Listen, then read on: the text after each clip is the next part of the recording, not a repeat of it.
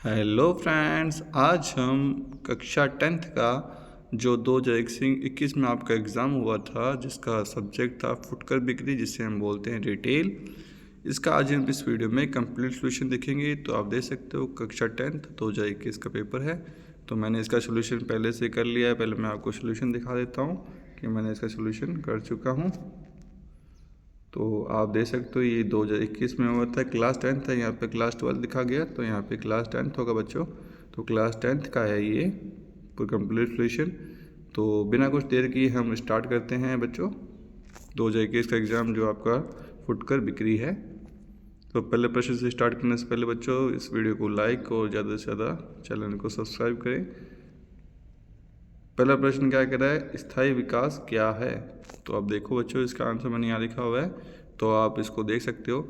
स्थायी विकास क्या है, तो स्थायी विकास वह विकास है जो वर्तमान आवश्यकताओं को पूरा करता है और बिना भविष्य की पीढ़ियों की आवश्यकताओं से समझौता किए। प्रश्न नंबर 2, तनाव क्या है। तो तनाव यह मानसिक और शारीरिक दबाव है जो किसी व्यक्तियों व कठिन परिस्थितियों का सामना करने पर महसूस होता है। तो बच्चों देख रहे तो प्रश्न मैंने साथ में लिखे हैं। प्रश्न नंबर तनाव क्या है, तो इसका आंसर मैं अभी देखा। तो प्रश्न नंबर 3 क्या कह, उद्यमी के कोई एक कार्य लिखो। तो आप देख सकते हो मैंने प्रश्न साथ में लिखा है, तो उद्यमी के एक कार्य लिखो। तो उसमें आप लिख सकते हो, एक उद्यमी अपने व्यवसाय को शुरू करने के लिए प्रबंधित करने और बढ़ाने का कार्य करता है। प्रश्न नंबर 4, संचार किसे कहते हैं। तो संचार वह प्रक्रिया है जिस व्यक्ति अपने विचारों और भावनाओं सूचनाओं को मौखिक, लिखित व दृश्य माध्यमों से दूसरों तक पहुंचाता है, उसे क्या कहते हैं, संचार कहते हैं। प्रश्न नंबर 5, कंप्यूटर हार्डवेयर किसे कहते हैं। तो कंप्यूटर हार्डवेयर वे भौतिक घटक होते हैं जिनसे कंप्यूटर बना होता है, जैसे keyboard, mouse, CPU, monitor, motherboard. तो वो क्या कहलाते हैं, कंप्यूटर हार्डवेयर। प्रश्न नंबर 6, चूक भुगतान को कोई दो कारण लिखिए। तो आप प्रश्न नंबर 6 पढ़ेंगे हम क्वेश्चन बुकलेट से। तो देखो, चूक भुगतान के दो कारण लिखिए। प्रश्न नंबर 6 क्या कह रहा है, तो इसका आंसर लिखेंगे तो बैंक खातों में अपर्याप्त धनराशि और भुगतान प्रक्रिया में तकनीकी खराबी हो गया, बोलते हैं चूक भुगतान। प्रश्न नंबर 7, सामान लौटाने का क्या मतलब है। जब ग्राहक किसी खरीद पर गए उत्पाद की खराबी, त्रुटि या असंतोषजनक गुणवत्ता के कारण वापस करता है तो उसे सामान लौटाना कहते हैं। प्रश्न नंबर 8, ग्राहक की आयु के प्रमाण की आवश्यकता कब होती है।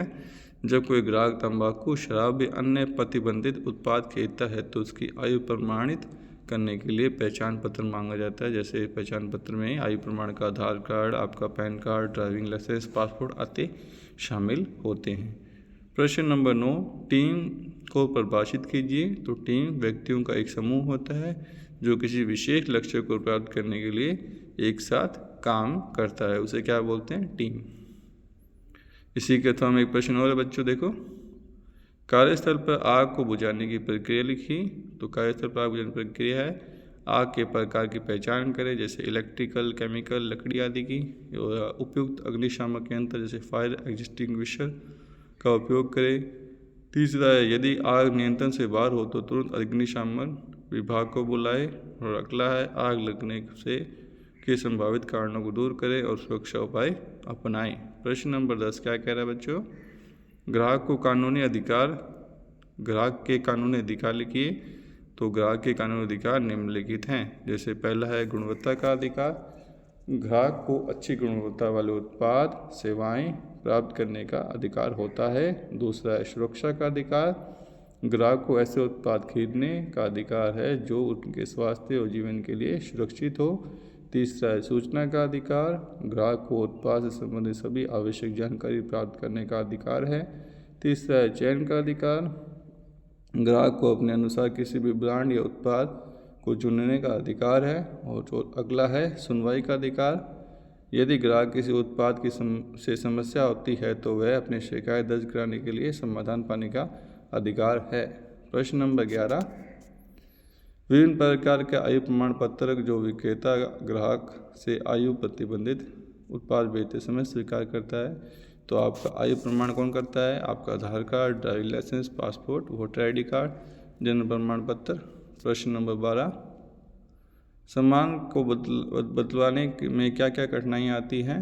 तो खरीदारी की रसीद का न होना, विक्रेता की सामान वापसी नीति, रिटर्न पॉलिसी क्या है उनकी, ग्राहक द्वारा उत्पाद को पहले से उपयोग कर लिया जाना, सीमित वारंटी या गारंटी नियम, विक्रेता के पास प्रतिस्थापन रिप्लेसमेंट उत्पाद का उपलब्ध न होना।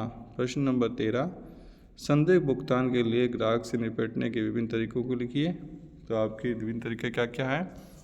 ग्राहक से वैकल्पिक भुगतान का अनुरोध करें, बैंक की पुष्टि करें कि भुगतान में कोई समस्या तो नहीं है।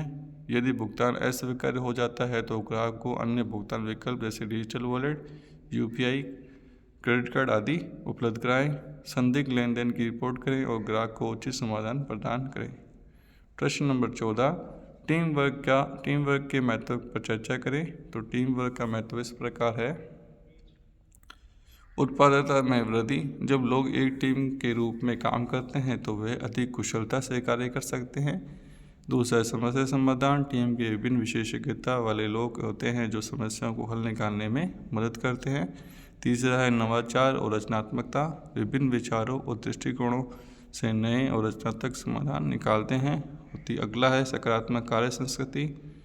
टीम वर्क सहयोग और पारस्परिक सम्मान को बढ़ावा देते हैं। अगला है व्यक्तिगत विकास। टीम में काम करने के लिए व्यक्ति के संचार, नेतृत्व और कौशल विकसित होते हैं।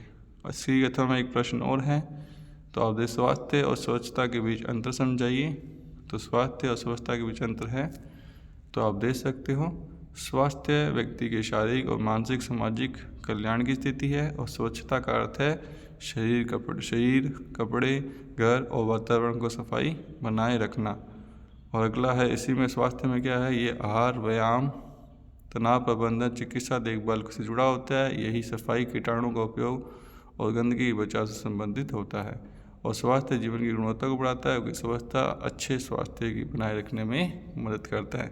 तो आज हमने क्लास 10th में जो आपको 2021 में हुआ था एग्ज़ाम, फुटकर बिक्री का कंप्लीट सॉल्यूशन देखा इस वीडियो में। तो बच्चों, आपको अगर वीडियो अच्छी लगे तो वीडियो को लाइक और चैनल को सब्सक्राइब करना ना भूलें। तब तक के लिए धन्यवाद।